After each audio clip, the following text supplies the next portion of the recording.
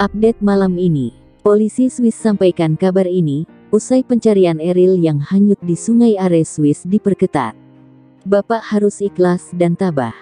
Sebelumnya admin ucapkan banyak terima kasih kepada kalian yang terus berupaya untuk mendoakan agar musibah yang menimpa Gubernur Jawa Barat segera mendapatkan titik terang, serta mukjizat dari Allah yang Maha Kuasa.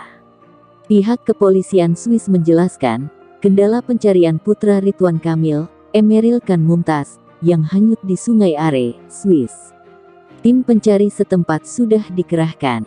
Menurut juru bicara kepolisian kota Bern, Swiss, Magdalena Ras, ada sejumlah karakteristik Sungai Are yang menyulitkan pencarian Eril.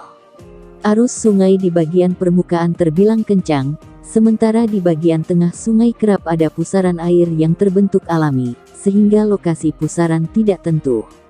Kendala ini tidak tampak di permukaan, ujar Magdalena dikutip dari Kompas TV. Suhu air yang dingin, menurut dia, bisa membuat perenang mengalami mulai dari kram hingga hipotermia. Meskipun dalam tiap kasus orang hanyut di Sungai Are, kasusnya berbeda-beda. Emeril Khan Mumtaz alias Eril hanyut di Sungai Are, Bern, Swiss sejak Kamis tanggal 26 Mei tahun 2022. Sungai Are dikenal memiliki arus yang cukup deras. Sungai yang populer sebagai tempat wisata di kota Bern, Swiss ini juga dikenal bersuhu sangat dingin. Ketika Eril hanyut, suhu air Sungai Are dilaporkan berada di tingkat 16 derajat Celcius. Suhu itu cukup dingin bagi orang yang belum terbiasa berenang di area Sungai Are.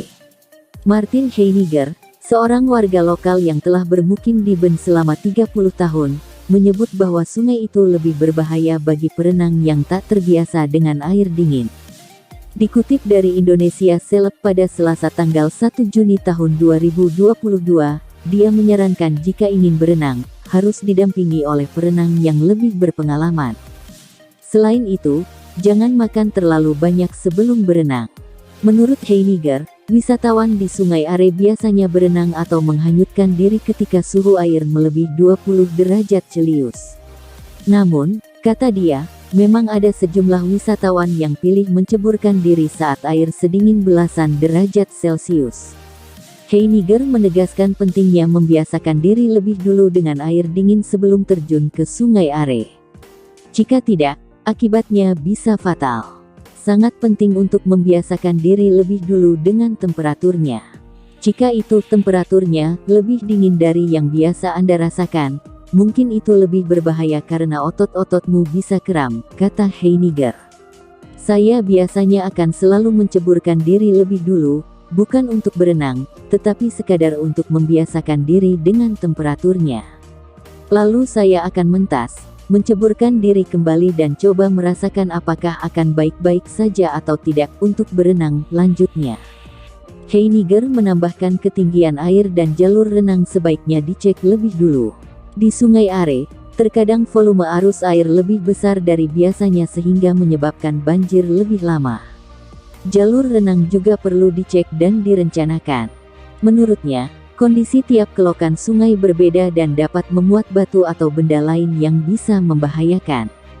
Lebih lanjut, Heiniger menyarankan calon perenang untuk membawa sesuatu yang bisa mengapung untuk mengantisipasi insiden tak terduga.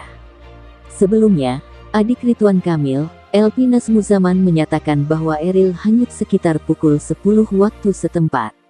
Saat itu, Eril disebut dihanyutkan arus deras sungai saat hendak naik ke permukaan.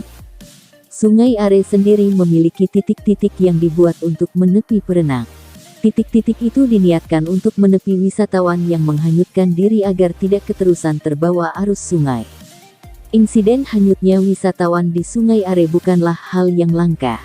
Duta Besar RI untuk Swiss dan Liechtenstein Mulyaman De Haddad menyebut, berdasarkan data kepolisian Swiss, setiap tahunnya ada 15-20 wisatawan yang tenggelam dan terbawa arus Sungai Are, hingga nyawanya tak tertolong.